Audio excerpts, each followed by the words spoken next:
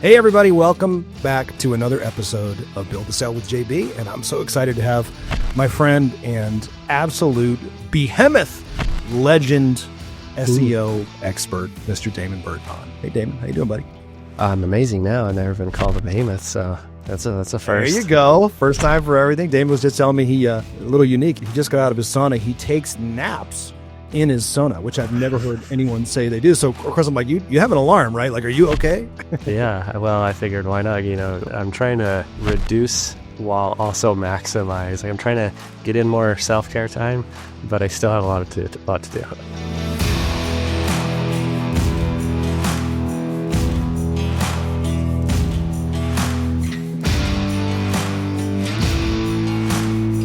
I love it, man. I love it. Well, let me tell everybody a little bit about you, those who don't know. So, look, Damon is a search engine optimization marketing expert, and he's really one of the OGs and a person that I would call or recommend a client call if they had a question that was tricky and maybe other people couldn't answer. He's beat billion-dollar companies at their own game, smart, proven strategies to grow your business. He's a Forbes contributor, has an Amazon best-selling book around SEO that helps you show up higher on Google without paying for ads. And he's worked with luminaries like Tony Robbins, Russell Brunson, the Utah Jazz's team store, and that's just a few. So really excited to dive in a little bit to your journey, Damon, and also maybe to share some wisdom that I know that you have with the audience. So thanks for joining us, man. Yeah, it's fun. We've been loosely connected, and then we had a round of more intimate hellos. So I'm glad we get to spend some time face to face. Yeah, man, same. And also, by the way, Damon's really great. I learned that we were at the same event and got a chance to spend some, intimate time together at dinners. And he's really great at helping families decide what the very best all-inclusive resort to visit.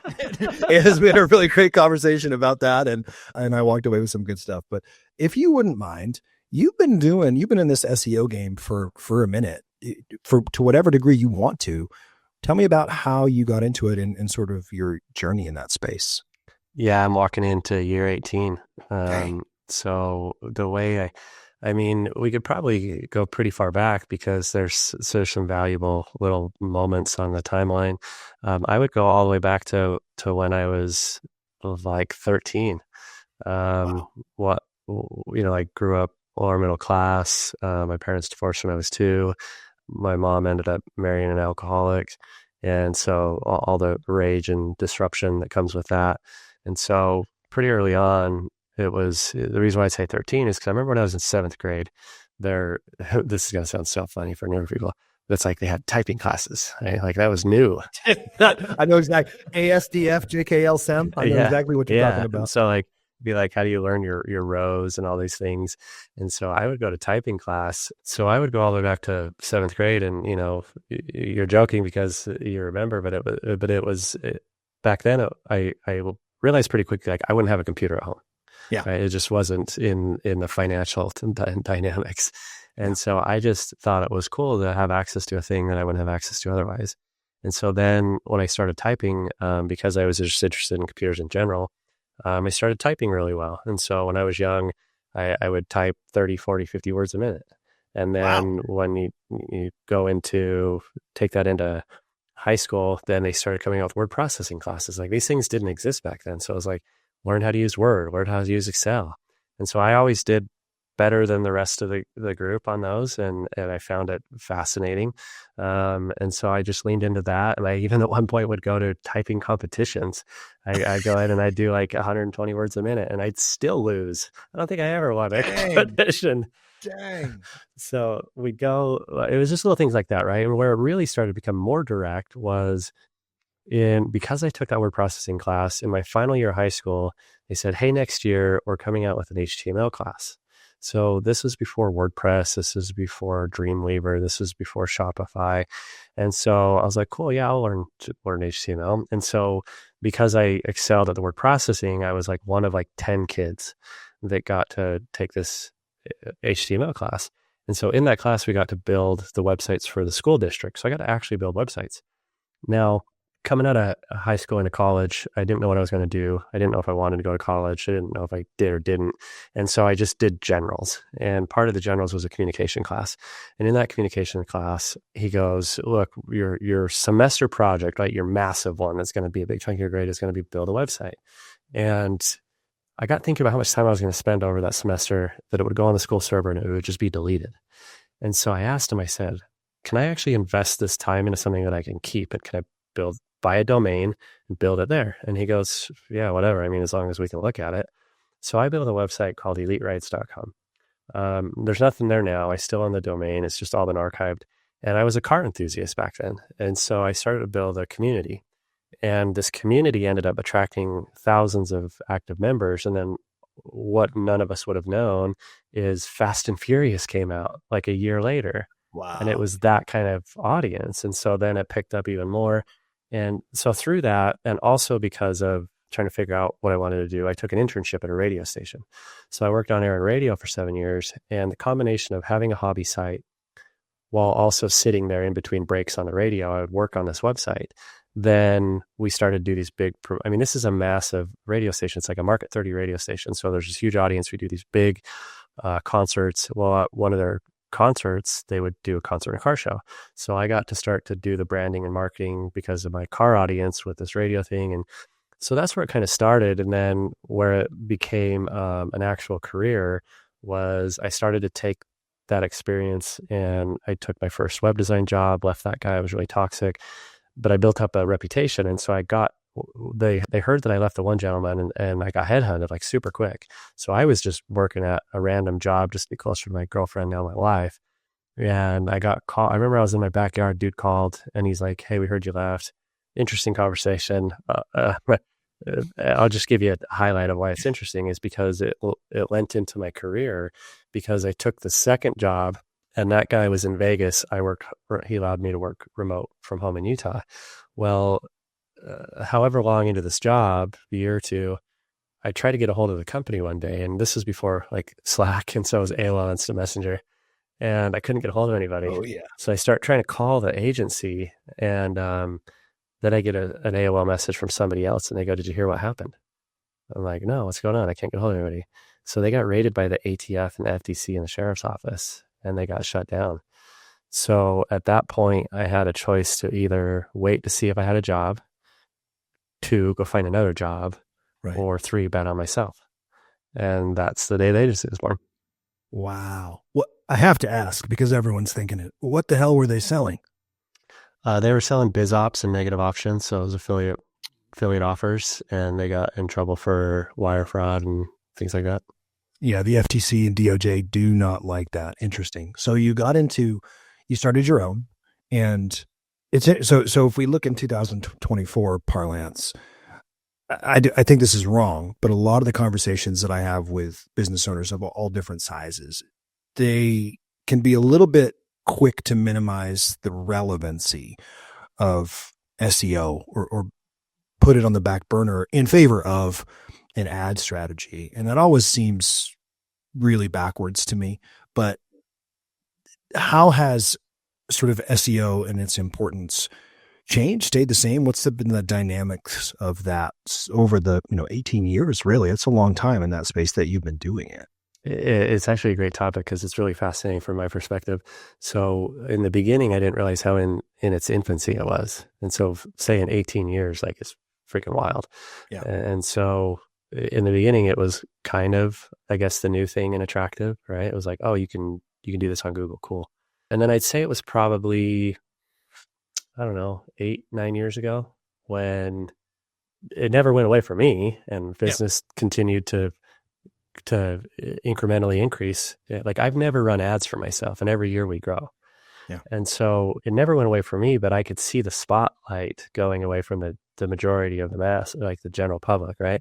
And so then paid ads was the sexy thing. And then paid ads on social was the sexy thing. And what's really interesting, so there's like almost 3 phases. So there's it's sexy and cool. It's paid ads is cool. And now the pendulum's swinging back the other way because everyone's going, fuck man, these paid ads suck. Like, what am I even getting for this amount of money? I had a conversation, I want you to continue, but I had a conversation that you probably hear often with a friend who's got a, fairly good sized sort of business and offer. And she had never run paid ads before. Everything was always by referral, word of mouth. And in thinking of, an annual review, I think last year, they were thinking of like, how are we going to grow? And it's like, okay, we got to run ads. We've never done it. We have to run it. Well, she did. It did not work out well. And from stage, she has sort of an events type deal. And from stage, about a month ago, she made the joke, but not funny. Like, we're going to lean back into referrals and some SEO because we essentially lit $100,000 on fire. Yeah. Trying to run ads and it didn't do anything for them. Yeah. Well, I mean, I think one of the toxic cultures in the marketing ecosystem is like throwing rocks at the other guys, right? And so it's not that paid ads are bad. I just don't think that people look at there's pros and cons to every form of marketing. Yeah. And so, the pros and cons of SEO is largely the opposite of paid ads. The only downside to SEO is that it takes time. But the reason, the big gap that people fail to communicate in between is why it takes time. And then all of a sudden the playing field is pretty level. So the reason why it takes time is it doesn't take time to see progress. It takes time to monetize it. So the difference between progress and monetization is, let's say you're on page 10 of Google, a couple months later, you're on page 8, then you're on page 5. Like, you're moving pretty quick, but you don't make money until you get to page 1. So that's the difference. Now, to your point about paid ads, like, okay, sure, you can run it. You set up a paid ad account now, and then like tomorrow you're live. That doesn't mean you make money tomorrow. You're usually burning money for 30 to 60 days too. Oh, wow, we're now on a level playing field. So the thing that I like best about SEO is the wild card, because with paid ads, it's to the credit of paid ads, if you can figure it out, it's a lot more predictable, which is nice to understand.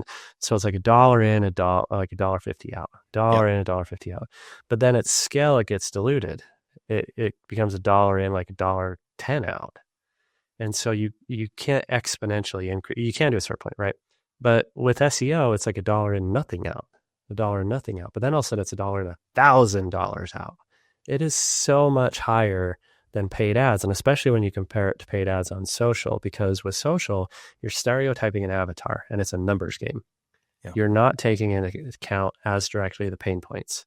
And so, I mean, you are, but like with organic, it's purely based on the pain points and the needs and the buyer intent.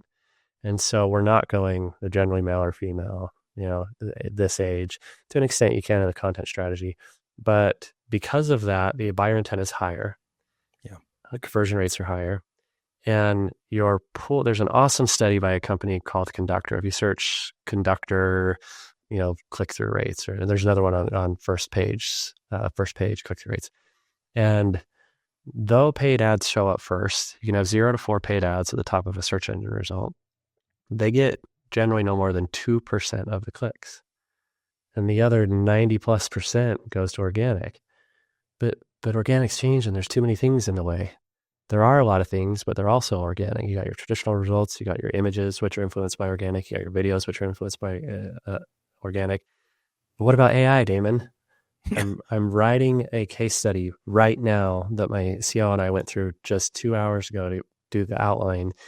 AI is entirely influenced by SEO. So now, for the cost of only doing SEO, you also get AI. Wow, that's interesting. I didn't know that. That makes sense, actually. Yeah, that makes a lot of sense. To bring it back a little bit, so we have a big range of folks that would listen to this. Everywhere from upper middle market folks who know SEO and they already implement it in their business and they're looking for any advantage that they can get in that space, all the way down to maybe someone that has a local business that's doing a few $1 million a year and they really run primarily on ads of different types of different platforms. And they haven't really thought about SEO because they think that that's for much, much larger enterprises or, someone that's different than them. What are some just sort of general tactics and techniques or things that people should know about SEO if they maybe haven't considered it as part of their overall marketing portfolio strategy? Yeah, maybe we hear a couple of things that they can take on themselves to get a head start. And then also things, I think it's important for people to understand the basics. So if they do decide to shop it around, how to not get taken.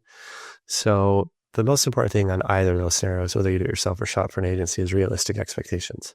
Yeah. And we don't need to go too much deeper on that because it's basically the progress versus monetization. Like, understand that it takes time and why it takes time.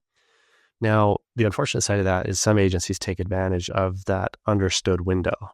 Yeah. That it takes time. And so you can run into people that'll basically just cash your check for a year, and then they just get free money because they know you're not going to complain until months 9, 10, 11, 12 because they have expectations. It takes a while. So you need to do a little bit of discovery and ask the agency or the potential agencies, like, what goes into your deliverable? And there are pretty much only 3 core deliverables. There's a lot of subsets of them, but you need to look at SEO is basically your website structure. So how good or bad is it built? Is it mobile friendly? Does it load quickly? Does it have clear call to action? 2 is your content. You can only show up for what Google can read. So do you add unique value-added content? And 3 is external credibility. Do other people talk about your brand? Do they link to your website? That's why reviews are important, especially for more of the local businesses. So those are the things that you ask the agency about. Cool. What are you going to do for my website's optimization, my structure? The industry calls it on-page optimization. Cool. What are you going to do for my content strategy? Cool. What are you going to do for my external stuff? That's called off-page optimization. And what you're looking for is, you don't have to all of a sudden be an SEO wizard to understand the specifics of what they're going to say, but you're looking to see if they can give you a direct answer. Or if they get, like, the moment they say it's proprietary, just run. Because there's next to nothing that's proprietary. We all use the same tools or variations of similar tools. It's just who knows how to actually use them. Yeah. So you're looking for transparency. Now, if you want to do some of this yourself, when we talk about those 3 categories of structure, content, credibility, most of your visibility comes from the latter 2, content, credibility. But those will only be effective if you have a nice website as the foundation. So I always tell people to start with basic stuff. Unclutter your website. We like to throw too much crap on there. Yep. The most minimalistic designs always perform better because they're less distracting. Make sure your website loads quickly. There's a website called gtmetrics.com, METRIX. It gives you very specific data on what is slowing down your website. Just make it faster, right? Start with that. And then after that, it's largely a content play. You either start it or run a business because you're the best at it or you're the most passionate about it. And if you're not, why are you running the business? And so share that expertise or that passion and talk about why you're different and what your value propositions are. So it's largely just the basics of a decent website, and then just prove that you're an authority in content. Mm-hmm. You know, it's interesting. I actually had made a note for myself. You just covered it again, but to dive into specifically that second thing, unique value add content. And I'm bringing this up because I know I've fallen victim to this. And I think a lot of folks do, where you might just recognize that this is necessary and that you need to be putting out valuable content for, you know, whatever audience that you have that may be interested in whatever service or product you're selling. And it seems overwhelming to think about how to put that type of content out consistently and well. And so what a lot of folks will do, because it's offered, is they'll go out there and they'll get white labeled content or PLR, or they'll use ChatGPT to create content. And what I really personally wonder, and I think some of the other folks might, is, does that harm you? Because is it really unique if you're putting out, you know, the same thing that everybody else in your industry is, and you're just kind of changing a few words to it? No, exactly. Yeah, it can do more harm than good. Yeah. And it's been that way for quite a while. Google came out with an algorithm update in 2011 called Panda that focuses on unique value-added content, because what people would do is they would go take, it's called scraping, basically just lifting content from other sites. They go take it from Wikipedia because Wikipedia is an authority, or they'd go see who's on page 1 for the words that you want to monetize and rank for. Go, oh, they're doing well, so let's just take their content. And they'd run them through what's called spinners, which would shuffle paragraphs and swap out synonyms, or like you're saying, PLR, which is, what is it? Private label rights content, something like that. And so basically PLR is, you know, behind the scenes, really, it was just somebody else spun it for you and it's still just trash. So the problem you run into is Google's already played this game, and this can actually touch on AI a little bit, because they've had this algorithm for like 12, 13 years already, where it's like, no, you need to come up with your own stuff.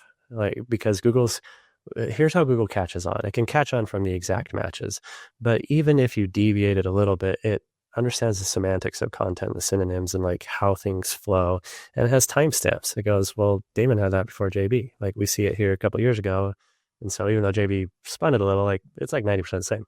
Yeah. And so it can see those things, and I think it's more important than ever, especially with AI. Like I've taken a lot of shit from people on my position on AI, because when it first came out, it's like, okay, cool, like I get why it's attractive, and for everything other than content, like do whatever you want. But for SEO specific content, we have this algorithm thing that we're talking about. And so when ChatGPT first came out, so as of the time we're recording this, it's been about 2 years. Yeah. And when it first came out, I was like, hey, that's cool, but before everybody jumps on the bandwagon, you know, there's probably some reservations to think about. One is, where does this content come from? And two, how can you validate the authenticity or the accuracy of this content? Okay, so just think about it, guys. And so then as time went on, there was actually a lot of lawsuits, and then there still are lawsuits, but then like the whole EU was like, we need to shut down AI because of these liability things. So it was like a big deal pretty fast. And so then now there's all these things like, okay, who owns the content? And so there's liabilities in that, right? And so at the end of the day, the argument I get back is, yeah, but I always have a human touch it. And so every time I've had somebody tell me that and give me samples, I've been able to identify through some tools, like some similar patterns. And I'm not talking about AI checking tools. Those are trash. But like, to give you an example, I put out a sample and I said, hey guys, I want to do a test. And I sent it to a handful of people and I said, give me back replies, write me something on topic XYZ. And I get these replies back from a handful of different people that all may or may not have handwritten them, may or may not have used the same or different tools, but there's some diversity across who did what. And every single one of them had the exact same 5-point bulleted list that came back. And so it was a topic about depression therapy treatments, because I was like, okay, if we're going to consider this for our clients, I want somebody else to send me something to see if they can prove me wrong, because I'm not liking how this output's looking. Same thing, right? And so I was like, if I am just a human and I can detect that, Google's infinitely smarter than I am. Maybe the last thing I'll touch on AI content is, okay, let's not rag on AI, but let's look at the missed opportunity on the other side. And some of the best metaphors that I've come up with in these conversations are, you know, especially now with around the holidays, it's around Christmas time while we're chatting, AI doesn't know what it's like to walk into grandma's house and have the childhood memory of those cookies, or your Thanksgiving. Or, you know, probably the best one somebody came back to me with is like, yeah, AI doesn't know what it's like to have its heart broken. Yeah. So those emotional stories are what make your content relatable. And that relatability is what humanizes you and is what makes people ultimately buy the product, because they believe that you understand them. Yeah, that makes a lot of sense. In fact, this morning I had a call with a client, and she was in the middle of a pivot where she's in one industry, has been in that industry for 11 years, and is looking at pivoting to a completely new industry, but that the new industry has significantly more upside revenue potential than the one that she was in. And where she was stuck was she wanted to simultaneously pivot into a completely new industry and tackle the natural learning curve that's going to come with that, and turn some of what she had learned in the previous industry into like a 15 module course to then sell to vendors that were still in that industry who she no longer wanted to work with. And in just doing a little bit of digging, I said, hey, listen, can I have your permission to just speak really bluntly and to tell you something that you might not have considered?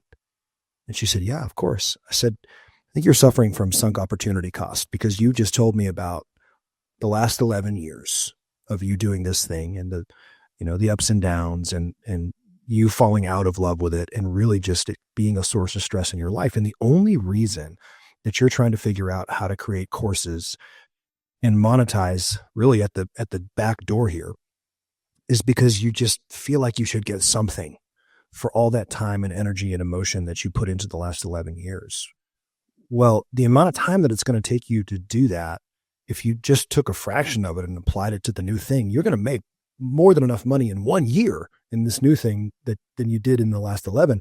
But there's an emotional anchor there because you're suffering from this sort of I have to get something for all this time that I put into this. And she started crying. Yeah. And said, you just told me what I already knew deep in my heart. Just no one has said it. And I said, well, you already knew it. And to me, that would be an example of, if she was having this conversation with ChatGPT, I suspect that GPT would have given her a bulleted list of how she could turn those things into a course and who she could sell them to. But it may not have hit the underlying issue of like, do you want to in the first place and why? Yeah. I mean, that opens a whole other conversation. I've made some posts about where, and people probably think I hate AI. It's not that. I'm just going. You probably feel similarly. I don't hate it, but I'm reticent about it. Yeah, it's like, guys can okay, cool. The shiny objects are attractive. I'm not taking away from that, but can we also at least acknowledge the other stuff over here, right? And there's my post was about how I think AI is going to become a crutch for a lot of people. Yep. And my post was about the youth, because the 15 to 20 was my generalization, because they're young enough to grow up with this, quote unquote, and then adopt and adapt. But they're still so young, and it's still such a bandwagon thing that a lot of other people aren't saying, like, hey, don't not use it, but just keep in mind these other things. I keep thinking about how it can be an echo chamber, to your point. It doesn't take into consideration other things, and it just is always there to say yes. Yeah. And then all of a sudden they turn 30 and they don't know how to genuinely be compassionate. They've always just asked ChatGPT, how do I give a compassionate reply? Yeah. How do I actually negotiate conflict resolution? Things like that. So, but yeah, I mean, that's a whole other. Well, you're not wrong. I mean, it's trying to learn at the core of it, human spirit output and the ability to function as a human in a way that only a human can from a non-human entity. It's interesting. I did a podcast recording with actually a mutual friend who was also at that same event. And he's getting really deep into AI to the point where he has his children use it daily, of all their subscriptions and everything they do on it. And we got into this really deep conversation that both it fascinated me as a student of what's possible, really, but also terrified me as a human and as a father and as a husband. And really, the long and short of it was this: AI is already today at the point where it could do, if I put 150,000 of my words, whether I wrote them or whether I just took transcripts from recordings that I've done, it could do a pretty decent approximation of my personality, my speech pattern, how I might respond to different topics and different things. You can then take that, train it to speak like, AI JB. And you could use a product like 11 Labs to create a video avatar of me. You could put those two things together. And then, in theory, someday when I'm gone, my children could speak to a virtual AI version of their dad and have conversations with me, or their kids could get to know me. It was simultaneously fascinating and terrifying because, you're sort of talking to me based upon logic and what I might say in certain situations, but it doesn't have my soul. Yeah. It doesn't have the nuance of understanding what life experiences led me to come to the conclusions that I might come to. So I'm with you. Yeah. Yeah. I mean, I'll use that to tie it back to the SEO thing is, AI is largely just a giant database. And so your emotional example is it's just a database of what small fraction of JB I was exposed to.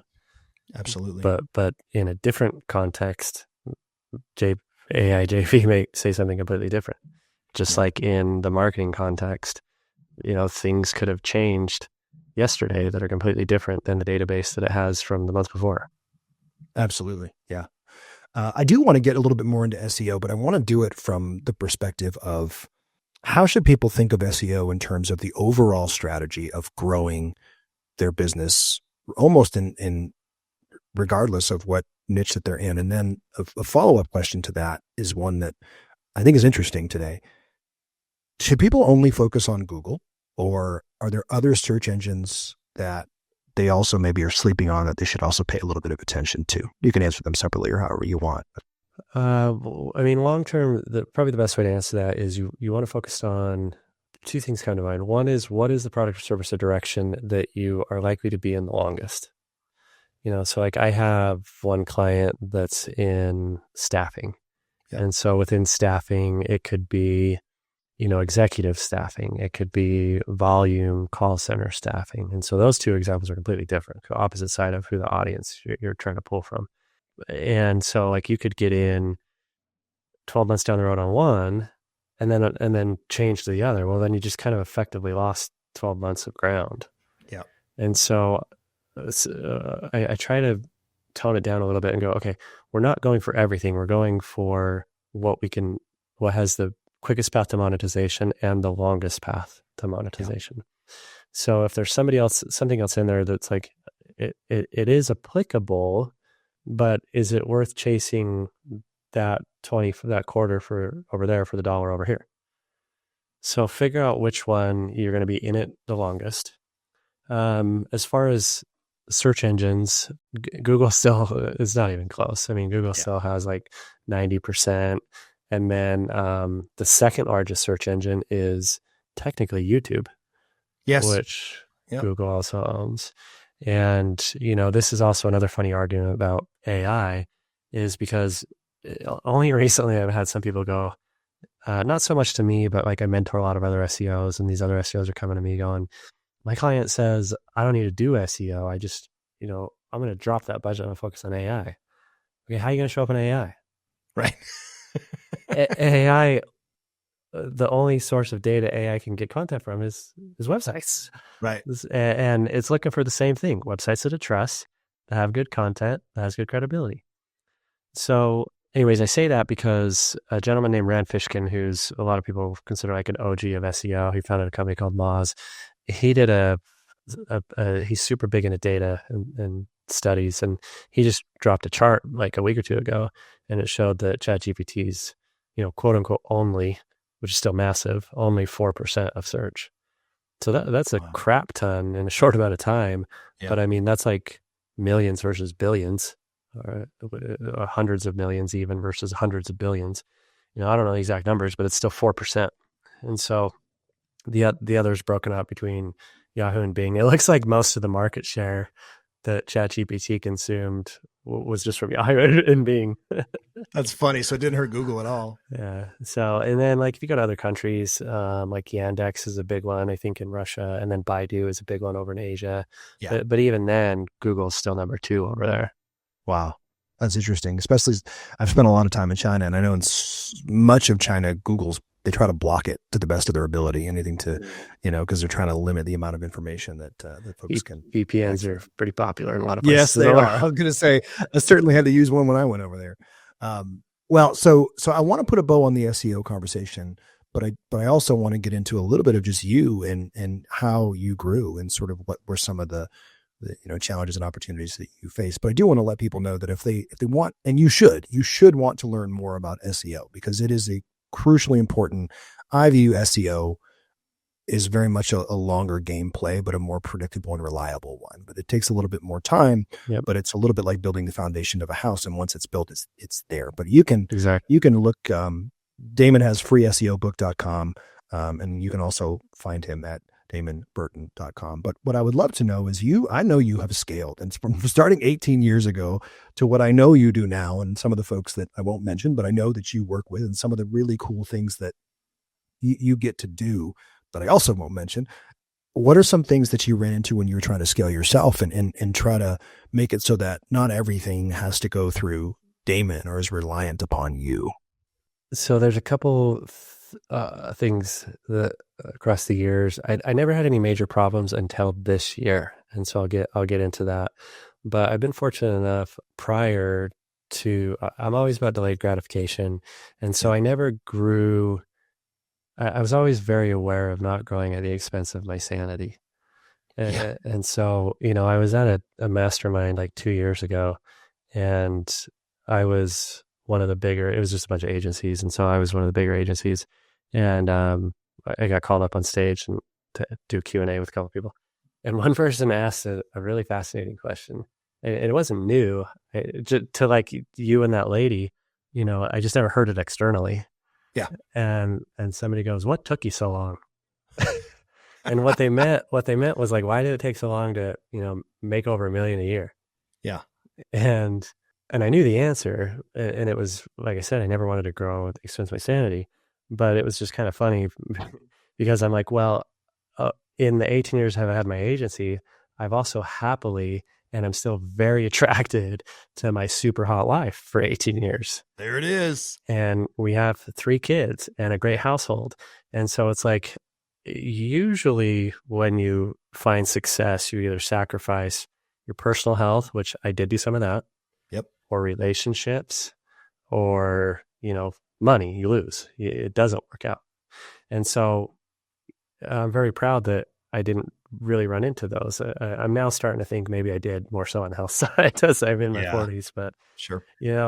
And so the answer was like, well, it was intentional. I didn't, at some point, the next dollar doesn't matter as much.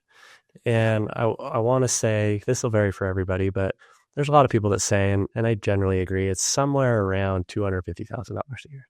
Yep. And beyond that, yes. You're talking about $250,000 of like spendable money to you. Yep. Yeah. Not gross, but net. Yeah, absolutely. And sure, having more than that's awesome. But like, I can't really do much more to improve the quality of my life. Yeah. And the stuff that I usually get drives me insane. Yeah, you can only drive one car at a time. And when you buy more than one, then you have more things you have to worry about. I'm right there with you. Cars will give you a headache. Okay, houses. Go buy an RV. That'll give you a headache. Go buy property. That'll give you a headache. And so, I was never materialistic. I don't have any. I did buy a car last year, but other than that, I got nothing material. Everything, I always say everything goes into memory and legacy. So like I got a lakefront house for my kids. We got a nice house that we live in because I wanted to put roots down because I moved a lot. Take some awesome vacations. We do a ton of vacations. Yeah. So, okay. So that's kind of the early part of the career. I never had any major hiccups, but what I would have probably done sooner, probably one of the biggest ones is I would have documented processes sooner. Yes. Most entrepreneurs know or hear the importance of it, but until you actually do it, you don't understand how tangibly beneficial it is. Yeah. So I had processes, but some were on a sheet, some were in a spreadsheet, some were in my head. And I finally said, I need to put this all together. And when I did that, that was the first time we had an opportunity to bid on a contract that was over $10,000 a month for one client. Yeah. And I wouldn't have been able to confidently bid on that had I not had just finished processes, because processes allow you to maintain quality control at scale. So I could have bid on that, but then I could have ruined my reputation had I not had that process. So I say probably that. Now, the thing that happened this year, I've always been, because I took like a year and a half documenting processes, because I was like, if I want to do this, I don't want to half-ass it. I don't want to be done and go, but now I still have to go through it all again because I was kind of in a hurry. So I made sure it was like as perfect as could be and wouldn't have to be modified other than as things evolve. And so processes have always been our superpower. Well, what I didn't realize is, last year we had a bunch of growth. And so in my mind, processes were the safety net. And so I gave the team autonomy. I allowed them to hire, juniors became leads became managers. And they're like, we need to hire. And I'm like, sure, do whatever. Well, then all of a sudden we went from like 30 people to 50 in like 6 months. And then we started, my team does the majority of the production, but it's just habit. Like as I go scan a client's website, my brain's just trained to look at certain things. And I started to notice little tiny things off, nothing significant, but things that I didn't think we should miss. And so then I started to raise concerns. And at the same time, I'd hired a COO, and super smart guy, smarter than I am, 10 years younger, perpetually optimistic. And I had to kind of meet his optimism with some reality sometimes. And like, hey, I'm starting to notice these red flags. Can you pay attention? Can you pay attention? And it was just this perfect storm of the team given autonomy, the COO being a little green, and it going for too long until it exploded. And then all of a sudden we started to have a couple clients ask about some issues. And luckily it was never externally a huge thing, but internally there was a giant mess. Yeah. Like all of a sudden we couldn't go back and go, who's responsible for this mistake because they had delegated and they didn't document. And all of a sudden we had a bunch of people in unicorn positions. And so we didn't know who was responsible for what. They were all doing everything. And so when I went back to the team and I said, okay, it looks like I need to come back into operations for a couple months. Why is everybody everywhere? Right. And we need to start to undo this. And their reasoning, they had good intentions. Their intentions were, we're running into pain points, but the pain points could have been solved a different way. The pain points were largely, I'm either overwhelmed or I'd rather do a different task. This one isn't personally enjoyable. And because of that, the leads who were experienced started covering for everybody. And so they started trying to fix the mistakes. Well, then all of a sudden the leads are burned out. And I've never had anybody complain in the company about quality of life. And all of a sudden people have been with me for like 5-10 years or making little comments they would have never made before. And so ultimately what I realized, it was really just one thing. The new people didn't understand the why of the task. I was wondering when you were going to say that word. Yep.